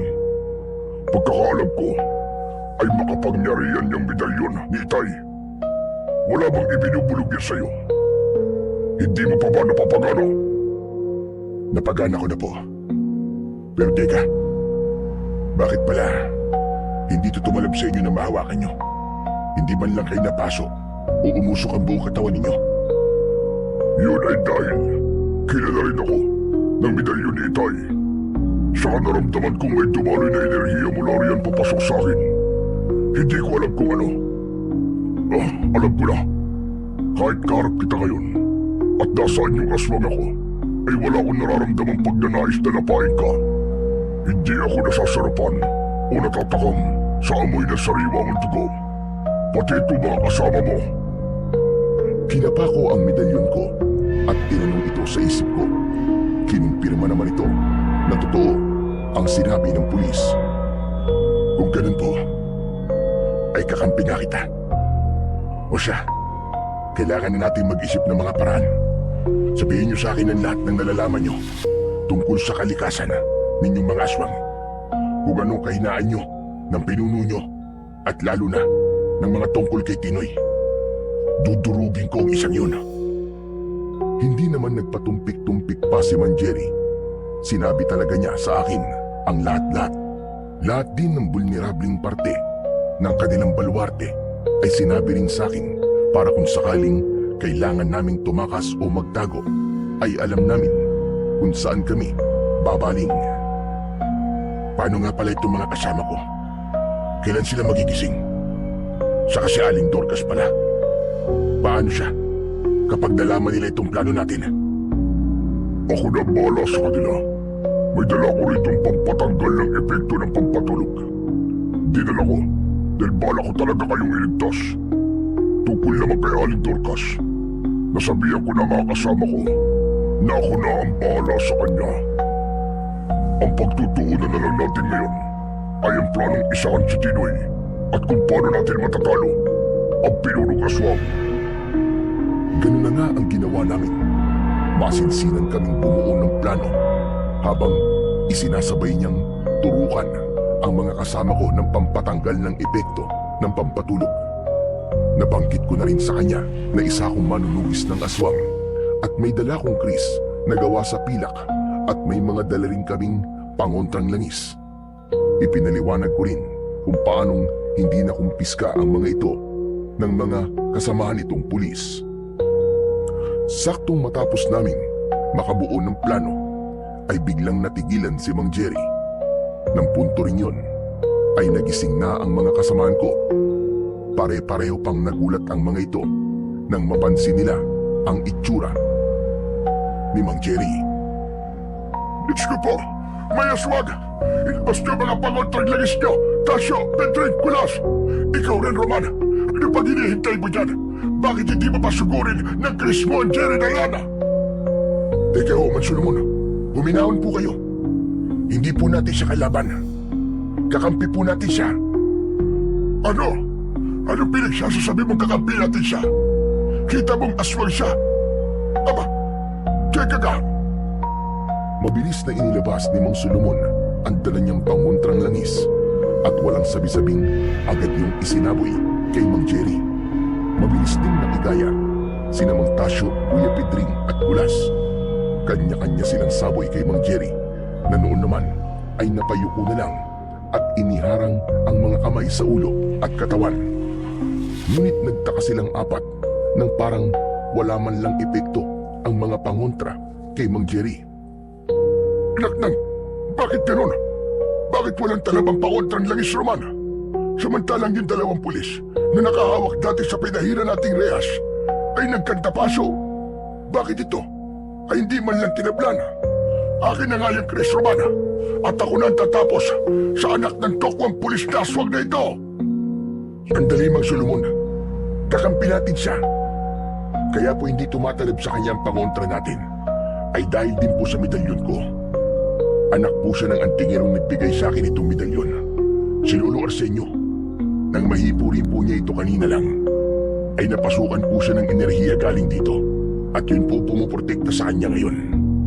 Maghihiganti rin po siya sa lahat ng mga aswang dahil sila rin po ang lumapa kay Lolo Arsenio. Kaya wag po kayong matakot sa kanya. Ngunit hindi kagad lubusang naniwala si Mang Solomon. May mga duda at tanong pa rin siya. Pero ipinaliwanag kong maigi at kung ano ang totoong intensyon ni Mang Jerry. Idinagdag ko pa na patatakasin niya sana kami. Ganun ba? Pero hindi pa rin ako lubusang kampante. Nakasama natin siya, Roman. Mamataan ko pa rin siya. Wag na wag lang siyang magkakamali na isahan tayo. At ako talaga tatapos sa kanya.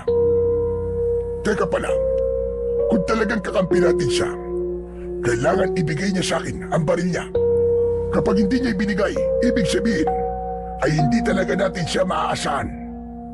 Ang baril mismo niya ang tatapos sa kanya kapag binaligtad niya tayo. Yun lang ho ba? Naiintindihan ko ang pagdududay niyo. Ito ang baril ko, kunin niyo. Gamitin niyo na rin kung kinakailangan para protektahan ang mga sarili niyo laban sa mga tulad kong aswang. Itago niyong maigi para hindi kagad mapansin. Roman, sabihin mo na rin sa kanila ang mga plano natin at bumalik kayo sa pagkukunwaring wala pa ring malay. Dadalhin ko kayo kay Tinoy na gusto mong pagigantihan. Iyon na nga. Sinabi ko ang mga plano namin kina Mang Solomon, Mang Tasyo, Kuya Pitring at Kulas. Sinabihan ko rin si Kulas na kaming dalawa ang magiging pain. Nung una ay ayaw pa sana nito. Pero nang siguraduhin ko sa kanya ang lahat sa tulong ng medalyon ko ay pumayag na rin.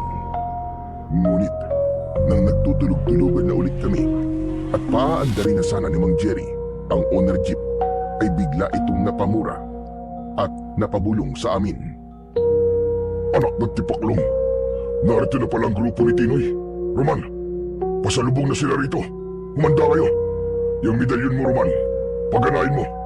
Pakinggan mo maigi ang ibubulong sa'yo. Siyempre, ay kabado kami ng mga sandaling yun at talagang nakiramdam kaming maigi. Magsulumon na, Magtasyo, Kuya Pedring, Ulas. Ang mga pangontrang langis nyo, huwag niyong kalimutan. Saka huwag kayong hihiwalay sa akin para sa proteksyon ng medalyon ko. Eh, teka sandali. Binubulungan ako ng medalyon ko. Madali kayo. Kapain niyo raw ang medalyon ko at kakargaan kayo ng pamprotektang enerhiya. Pumigit lang kayo maigi at huminga ng malalim. Naging mabilis naman ang ginawang pagkakarga ng medalyon ko ng enerhiya sa apat. Nang sandali namang yon, ay bumaba si Jerry ng jeep upang harapin ang grupo ng mga aswang na pinangungunahan ni Tinoy. Pasimpleng napasilip pa ako sa kanila sa likod ng driver's seat. Talagang pinanlakihan ako ng mga mata nang makita ko ang grupo ni Tinoy.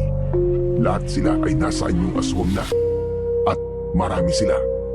Mukhang mababangis lahat at lalo pang nanlaki ang mga mata ko nang makita ko ang halos hindi na magkandagulapay na si Aling Dorcas na nakatali sa likod ang mga kamay.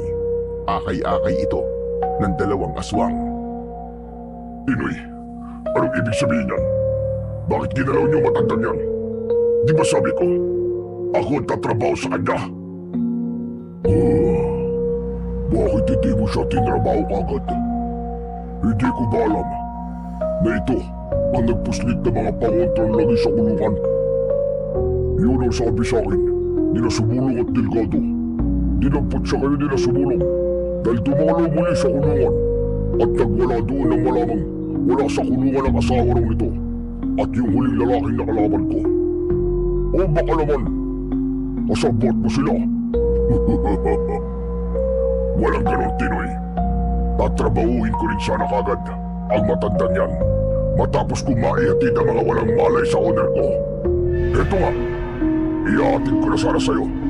Pero bakit kailangan unahan niyo ko? Nasaan ang respeto mo sa mga katulad mong aswang? Binalingan ni Tinoy ang dalawang aswang na humahawak kay Aling Dorcas bago nito muling sinagot si Mang Jerry. Kayo, ibigay niyo matandang yan sa kanya. Ayan, trabahuin mo matandang yan ngayon din sa harapan ko. Hindi rito. Bumalik ka sa kuta mo, Tinoy. Ihatid ko sila sa iron at doon ko siya tatrabahuin. Irespeto mo ang proseso ng bawat isa sa atin tulad ng patakarang ipinasusunod sa atin ng pinuno. Alam mo kung ano ang parusa sa sino masusuway. Maangas ka rin. Pero tignan natin. Hindi ko maramdam na may pinabalak ka laban sa akin. Mga kasama, tara nang bumalik sa kuta. Yung mga ibinilig ko sa'yo, pagtulungan kagad ninyo ang isang yan. Kapag may napansin kayong kakaiba sa kilos niya, dalhin niyo siya agad sa akin. At ako mismo ang tuturog sa kanya gamit ang mga kamay ko.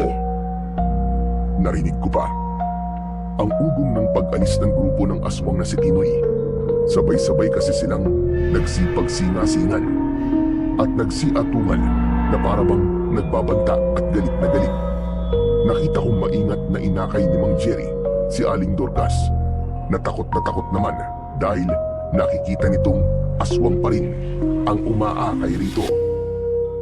Nang isakay naman ni Mang Jerry si Aling Dorcas at makita kami, ay grabing napaiyak ito. Salaman! Aman! Ano nangyari sa inyo? Ikaw na aswang ka nung ginawa mo sa asawa ko at sa mga kasama niya. Pakawalan mo kami. Pagbabayarin ko kayo sa kandemonyohan niyo. Uminahon lang kayo, Aling Dorcas. Buhay pa po sila. Saka hindi niyo po ako kalaban. Kakampi niyo po ako. Roman, sige na. Idilat niyo na ang mga mata niyo at wala na sila. Kausapin niyo to si Aling Dorcas at nagwawala na. Ay, salamat naman. At buhay pa kayo. Talagang sobra ako nag-alala nang mapanaginipan ko na naman kayo. Kaya napasugod ako sa kulungan. Tama ngang hinala ko may mga aswang din pulis sa bilangguan. Sa naman asawa ko, akala ko hindi na ulit kita makakapiling. Dorcas, asawa ko, mabutit wala silang ginawa sa iyo kahit ano. Ang mga aswang na yon, magbabayad sila sa amin. May plano kami, Dorcas. Mag-iiganti kami sa Tinoy na yon. Uubusin namin ang mga kasama niya at ang iba pang mga aswang. Pati na ang pinuno nila ay itutumba namin. May medalyon si Romana at makakatulong natin itong si Jerry. Kung ganun, kakampi talaga natin ang aswang na pulis na ito. Oo, asawa ko. Heto nga, nasa amin ang baril niya. Roman, kargahan mo rin pala ng proteksyon ng asawa ko kung maaari. Nang makargahan ko si Aling Dorcas, ay sinabihan na kami ni Mang Jerry na ihahatid na kami sa kuta ng grupo ng aswang na si Tinoy. Tara na, pero binabalaan ko pala kayo. Kailangan maging sobrang alerto tayo kapag naroon na tayo. Sigurado kong may nakahanda ng plano ang Tinoy na yon. Mukhang alam na rin niya ang balak ko. Roman, wala bang iniutos sa'yo ang medalyon ni Itay? Meron po, Mang Jerry. Nakahanda na po ako. Kayo rin daw po. Ihanda niyo na rin ang iba niyo pang mga binabalak. Ngayon pa lang daw po ay nagpapasalamat na ang kaluluwa ni Lolo Arsenio. Sa puntong yun ay nasaksiyan naming anim na napaluha si Mang Jerry. Halatang nagpipigil itong mapahagulgol. Salamat, Roman. Salamat. At ikaw ang napiling pagbigyan ni Itay ng medalyon. Karapat dapat kang maging isang manunugis. Magpakatapang ka at magtiwala sa sarili mo. Ikaw ang uubos sa mga aswang. O siya, tama na ang drama. Magtulog-tulugan na ulit kayo. Kayo naman, Aling Dorcas, ay magkunwari nangihina pa rin. Alam ko pang pinalakas ulit kayo ng enerhiya na medalyon. Tayo na! Nang makarating kami sa kuta ng aswang na si Tinoy, ay kinilabutan kami. Paano ay biglang naging sobrang lamig ng paligid. Naramdaman ko pang pinaiinit ng medalyon ko ang katawan ko para makontra ang nakapanghihinang lamig. Kinapa ko rin ang mga kasama ko kung ganun din ba ang nangyayari sa kanila. Nabunutan ako ng tinik nang maramdaman kong umiinit din pala ang mga katawan nila. Binulungan ko si Kulas na humanda na pagkat ipapain na kami ni Mang Jerry. Maging sina Mang Solomon at Mang Tasyo at Kuya Pedring ay binulungan ko ring humanda na. Alam na nila kung ano ang gagawin. Tinawag at hinarap ni Mang Jerry ang aswang na si Tinoy. Lumabas ka na, Tinoy! Narito na kami! Narinig kong pumapalakpak ng malakas ang aswang na si Tinoy habang humahalakhak. Mahusay, Jerry. Ngayon, ay nasaan na ang matandang babae? Lapain mo na yun ngayon din sa harapan ko. Huwag kang atak, Tinoy. May mas maganda akong palabas para sa'yo at sa pinuno natin. Tawagin mo muna pala ang pinuno rito at may ihahandog ako sa kanya na tiyak na magugustuhan niya. Anong pinaplano mo? Nakausap ko na ang pinuno kanina pa at para sabihin ko sa'yo, ako raw muna ang papapil sa kanya sa pagkakataong ito. Mga kasama, tama ang sinabi ko, hindi ba? Narinig ko ang nakakatakot at sabay-sabay na pag-atungal ng mga aswang sa paligid. Malamang ay pag-atungal yun ng pagsang-ayon. Ano? Narinig mo? Kaya kung ano man niyang handog mo sa pinuno, ay sa akin mo ngayon ihandog. Siguraduhin mo lang na talagang masisiyahan ako. Dahil kung hindi, ay malilintikan ka sa akin. Huwag kang mag-alala, Tinoy. Sinasabi ko sa'yo ngayon pa lang, 100% mo magugustuhan ang handog ko. Hindi mo makakalimutan ang gabi nito. Dapat lang, dahil kung hindi, ay itutuloy kong ubusin ang angkan mo. Ako at si Kulas ay binalikan ni Mang Jerry sa owner jeep. Una niyang binuhat si Kulas at inilapag sa ibabaw ng malaking tapyas ng bato. Ako ang inihuli niyang buhatin. Nang bubuhatin niya na ako, ay binulungan niya ako. Ihanda mo lang, Chris Moorman. Titinoy ang kunwaring pagwawakwakin ko na katawan mo. Ako naman ay kay Kulas. Tanasan mong makiramdam. Bulungan mo yung medalyon mo. Nagabayan ka. Nakahanda na ako, Mang Jerry. Ibinulong na sa akin lahat nitong medalyon ko. Ang lahat ng dapat kong gawin. Binalingan ko naman at binulungan din sina Mang Solomon. Mang Solomon, yung sinabi ko huwag niyong kalilimutan. Oras na magsimula ang kumusyon ay bumaba kagad kayo ng jeep. Gumawa kagad kayo ng guwit na bilog sa lupa. Nakakasya kayong 4. Buhusan nyo ang palibot ng bilog ng pangontrang langis nyo. Huwag na huwag kayong lalabas sa bilog na yung kahit anong mangyari. Hindi kayo magagalaw ng mga aswang hanggat nasa loob kayo ng bilog. Sa wakas ay binuhat na rin ako ni Mang Jerry at inilapag sa ibabaw ng tapyas na bato. Makaraan ay kinausap nitong muli si Tinoy. Ihanda mo na ang matutulis at matatalas mong mga kuko, Tinoy. At halika rito. Ikaw ang lalapa rito sa lalaking ito na nakalaban mo. Ako naman sa isang lalaking ito. Pagsaluhan natin ngayon ang kanilang mga puso at lamang loob. Aba, gusto ko yan. Yan pala ang lalaking kumuntikan na akong ihatid kay kamatayan. Pero bakit ganyan? Walang malay. Mas gusto kong may malay siya habang winawakwak ko ang katawan niya. Gusto kong ipamukha sa kanya kung gaano ako kabagsik. Gapusin mo siya at ibalik mo ang malay niya. Mukhang sumunod naman si Mang Jerry. Nang pasimple ko tong silipin, ay kumuha pa ito ng lubid mula sa owner jeep. Pero napansin ko na binabagalan niyang kumilos. Dahilan para mainip si Tinoy.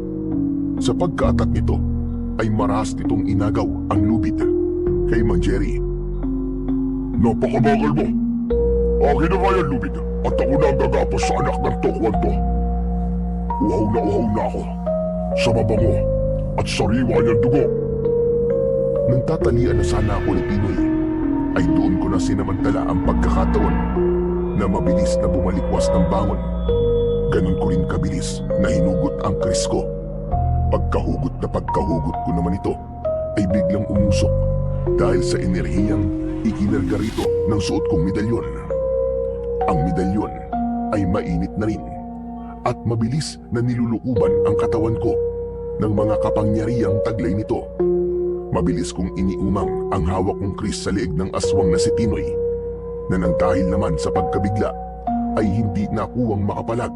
Isa pa, nang maramdaman ito ang enerhiyang lumulukob sa akin, ay unti-unti itong napapasok at unti-unti ring naninigas at umuusok ang katawan. Bitiwan mo akong anak ng putya ka! Binabalaan kita! Hindi mo ko basta-basta mapapatay! Hindi mo ko basta-basta mapapatay! Ah, ganun ba? Sige, ipamukha mo sa akin ngayon kung gaano ka kabangis sa lakas ng taglay na kapangyarihan ng suot kong medalyon.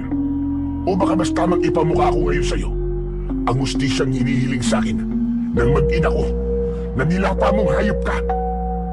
Nararamdaman mo ang kristeto na gawa sa pilak.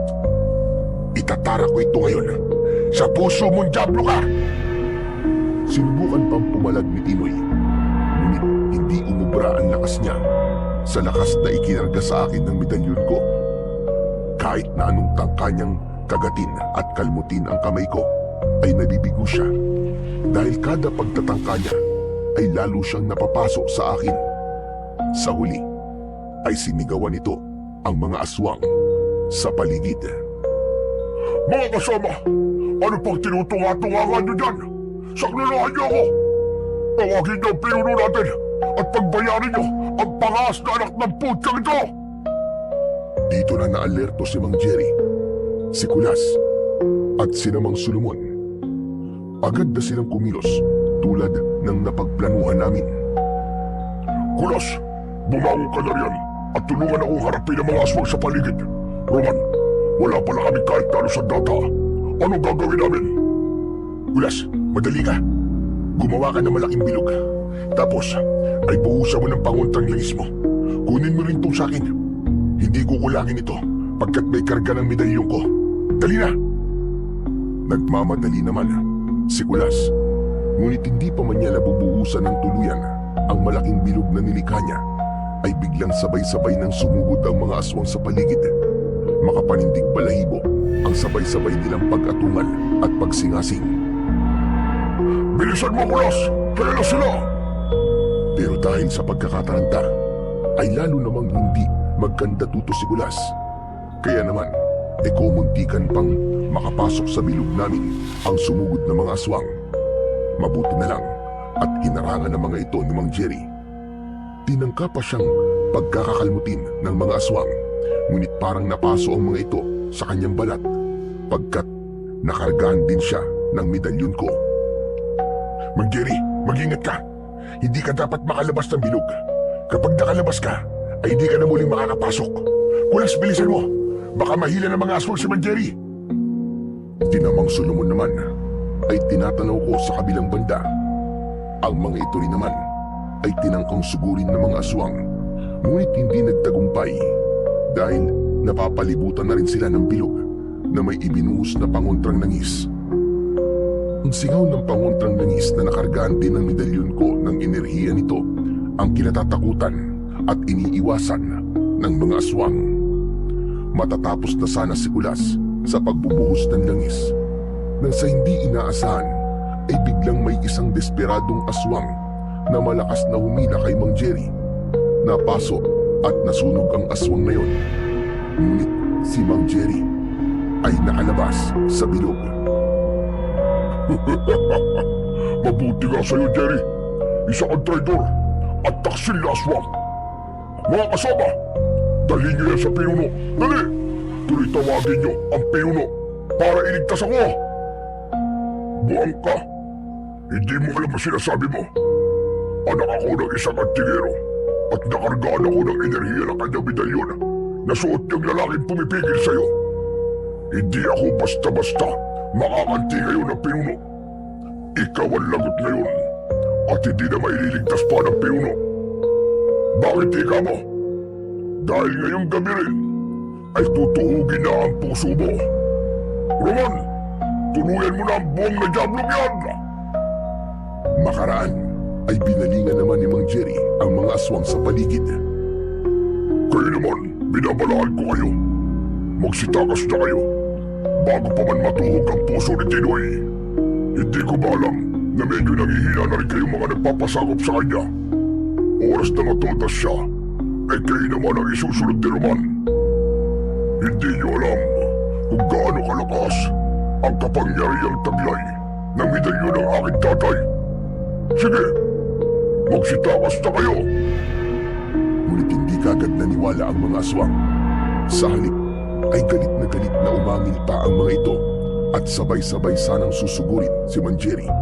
Dahil dito ay humagibis ng todo para makatakas si Manjeri para hindi mahuli ng mga aswang. Hindi naman ako nagtaka sa bilis niyang yon dahil alam kong nakaragahan siya ng enerhiya ng medalyon.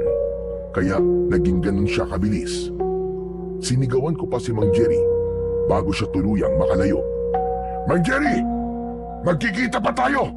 Hihintayin ka namin! Mga sanda mo ay kayong pulpul na mga aswang kayo! Habulin at hanapin niyo si Jerry! Ipagiganti niyo ako!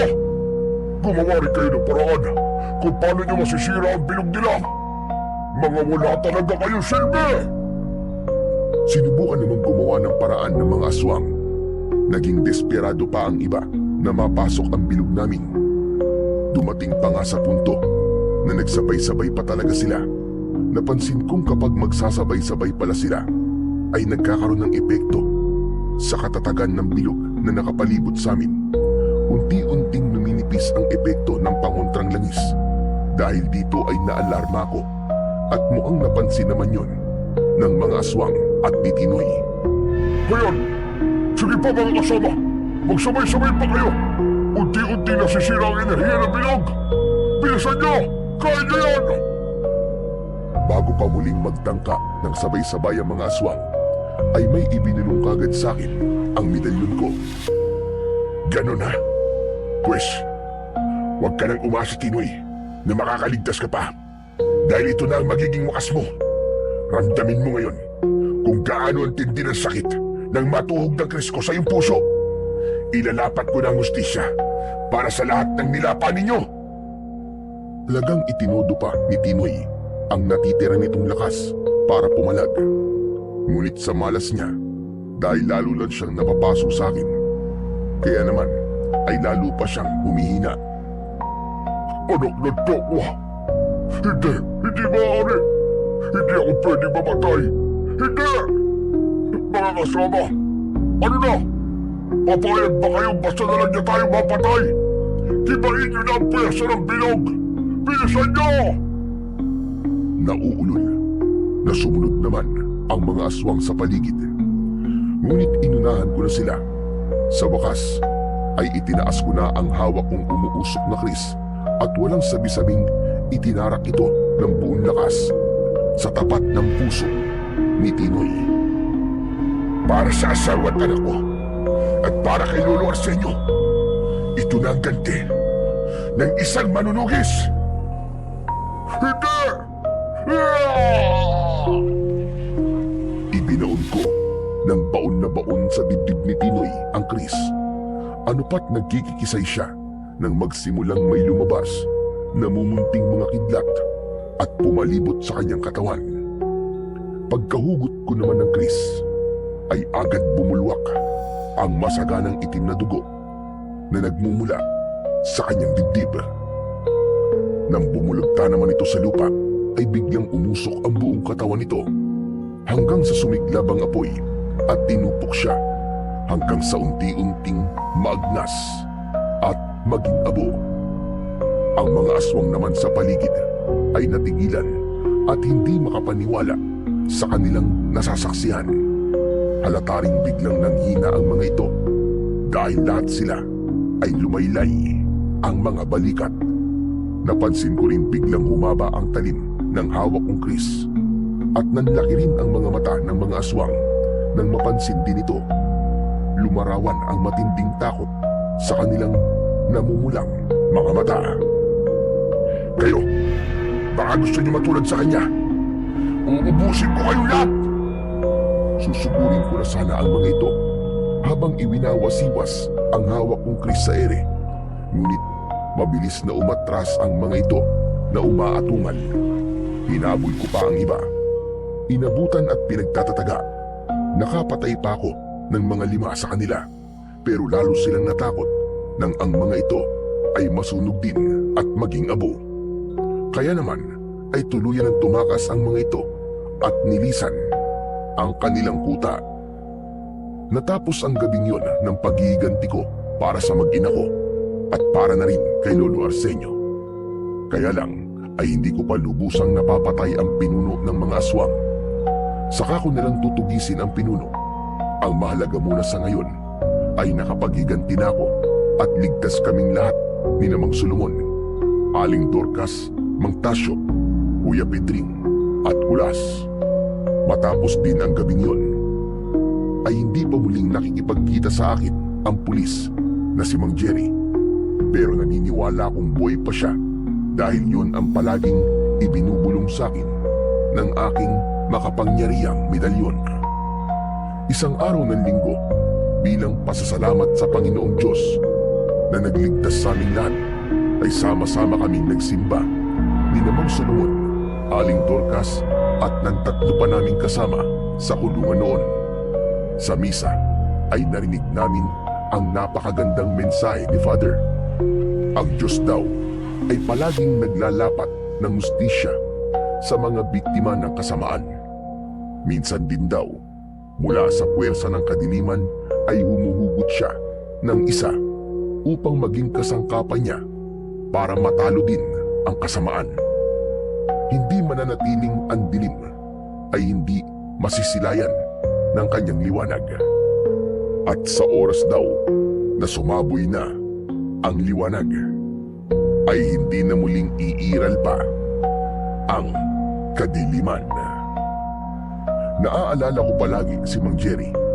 Isa siya sa mga naging kasangkapan ng Panginoong Diyos upang maipagiganti ang mga kaluluwa ng mga nabiktima ng mga aswang. At hindi pa rin natatapos ang paghihiganti ko. Dudurugin ko pa ang pinuno ng mga aswang. Hindi pwedeng manatili ang kadiliman. Mananatili akong manunugis ng mga aswang habang ako ay may lakas at nabubuhay.